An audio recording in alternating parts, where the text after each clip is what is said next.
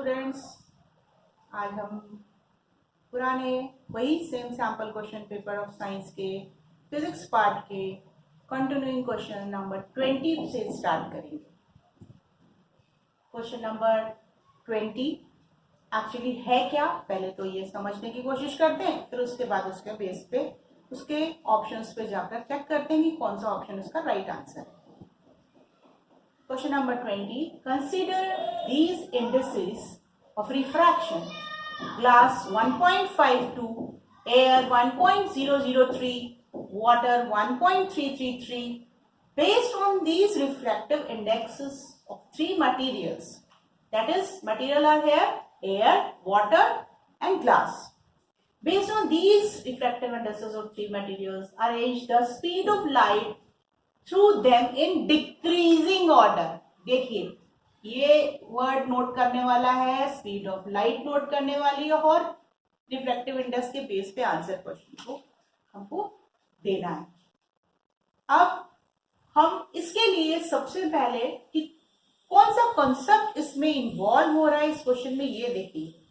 Question में involve हो रहा है, आपको याद होगा कि फॉर्मूला रिफ्रैक्टिव इंडेक्स का एक फॉर्मूला जो कि ये है, refractive index is equal to speed of light in air. देखते हैं, रिफ्रैक्टिव इंडेक्स के फॉर्मूले पे चलते हैं, जो कि था कि refractive index is equal to speed of light in air upon speed of light in medium. यानी कि speed of light in medium का मतलब यहां पर क्या है कि ये मीडियम्स जो आपके ऑलरेडी जैसे दिए हुए हैं इस क्वेश्चन में, particularly glass, air and water, उससे ये चीज क्लियर हो गई कि रिफ्रैक्टिव इंडेक्स जो है वो inversely proportional to speed of light in medium है, और या हम ये कह सकते हैं कि speed of light in medium जो है वो इनवर्सली प्रोपोर्शनल है रिफ्रैक्टिव इंडेक्स के। क्योंकि हमें स्पीड ऑफ लाइट और डिक्रीजिंग ऑर्डर में आंसर करना है, तो हम इस कंसेप्ट को यूज करेंगे कि speed of light in medium is inversely proportional to reflective index, right. अब speed of light in medium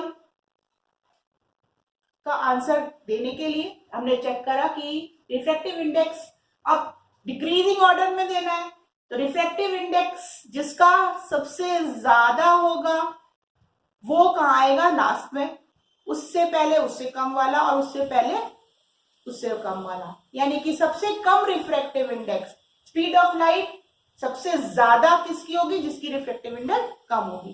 तो सबसे कम रिफ्रैक्टिव इंडेक्स किसका है, देखिए, speed of light in air, यानी कि 1.0003, और नेक्स्ट आएगा 1.333, नेक्स्ट आएगा 1.52।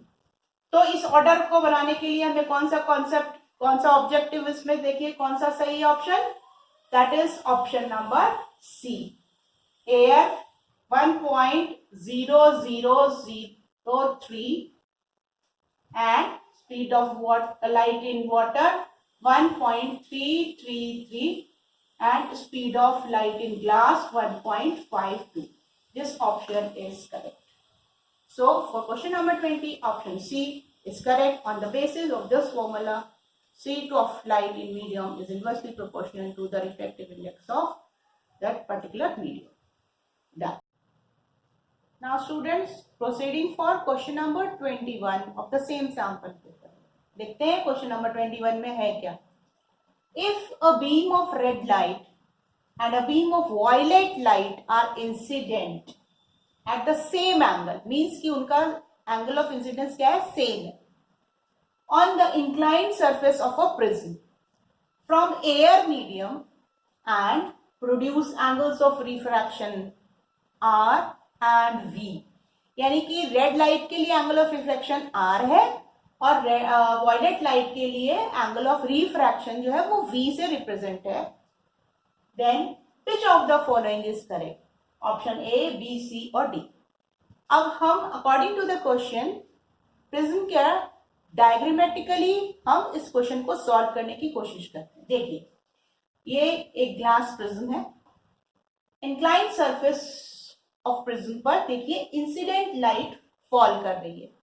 एक बार हम कंसिडर कर सकते हैं कि रेड लाइट है और एक बार हम कंसिडर कर सकते हैं कि ये इंसिडेंट लाइट वॉयलेट लाइट है, क्योंकि दोनों ही केस में according to question angle of incidence same है, यानी कि एंगल आई फॉल करी। अब इस रिफ्रैक्टिंग सरफेस से रिफ्रैक्शन अगर करा और रेड लाइट के लिए देखिए एंगल ये रिफ्रैक्शन का किस एंगल पे जा रहा है, नॉर्मल से हम मेजर करते हैं कि नॉर्मल से कितना एंगल है रिफ्रैक्शन का। देखिए ये रेड लाइट का है और ये वॉयलेट लाइट का है। इसमें साफ क्लियर दिख रहा है देखिए कि रेड लाइट का जो एंगल ऑफ रिफ्रैक्शन है वो मोर है than your angle of refraction for the violet light, यानी कि case number B, that is option B is the correct answer. R is, that is angle of refraction of a red light is greater than angle of refraction of a violet light. That's all.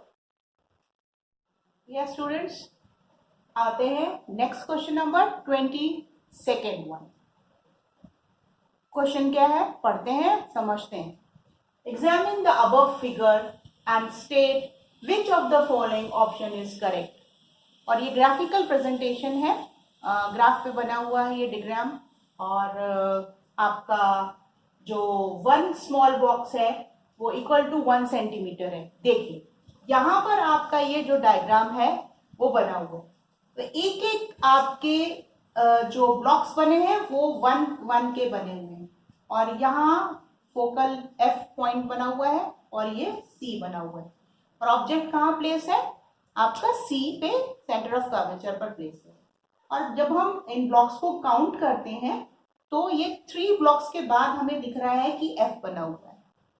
चलिए अब इस question के diagram के accordingly है क्या कि जो ये 3 ब्लॉक्स है इट मीन्स कि ये जो फोकल लेंथ है इस कॉनकेव मिरर की, डायग्राम किसके लिए बना हुआ है कॉनकेव मिरर के लिए बना हुआ है, और F काउंटिंग करने पर कितना आ रहा है 3 ब्लॉक्स यानी कि 3 सेंटीमीटर आ रहा है। अब कॉनकेव मिरर की फोकल लेंथ होती क्या है, नेगेटिव होती है या पॉजिटिव होती है? यू शुड नो कि कॉनकेव मिरर की फोकल लेंथ नेगेटिव होती है, नेगेटिव यानी कि -3 सेंटीमीटर। अब इनके ऑप्शंस में जाते हैं ए बी सी में। देखिए बी और सी में 2 ऑप्शंस में हमें दिख रहा है कि मिरर की फोकल लेंथ -3 दिया हुआ है, सी में भी दिया है मिरर की फोकल लेंथ -3, लेकिन जो सेकेंड पार्ट है मैग्निफिकेशन का वो बी पार्ट में -1 दिया हुआ है मैग्निफिकेशन, और सी पार्ट में मैग्निफिकेशन +1 दिए। और as you know that focal length of concave mirror is negative and you see that कि ऑब्जेक्ट जो है वो सी पर रखा है, यानी कि कैसी इमेज बनेगी इस केस में रियल इमेज बनेगी, और रियल इमेज के लिए मैग्निफिकेशन कॉनकेव मिरर का क्या होता है माइनस, ये भी रिप्रेजेंट होगा नेगेटिव से, एफ भी रिप्रेजेंट होगा नेगेटिव से। Hence option number which is correct B option, here focal length given -3, magnification -1, this one is the correct answer for the given figure in your question number 22. Right, okay, done now. अगर आपको कुछ इसके अलावा भी कोई confusion या doubts या कोई क्वेश्चन या क्वेरी करनी है तो आप मुझे कमेंट बॉक्स में लिखकर मैसेज कर सकते हैं और पूछ सकते हैं। आगे के क्वेश्चंस जो इस सैम्पल पेपर के हैं वो मैं नेक्स्ट अपने वीडियोस में कंटिन्यू करती रहूँगी। और उसके अलावा आपको अगर कोई भी स्टूडेंट इंटरेस्टेड है क्रैश कोर्स के लिए तो 5 डेज़ क्रैश कोर्स भी मैं कंडक्ट करती हूँ, और आप चाहते हैं तो एनरोल कर सकते हैं और कमेंट बॉक्स में लिखकर मुझे बता सकते हैं। Thank you. Please do subscribe my channel and like and share to your friends.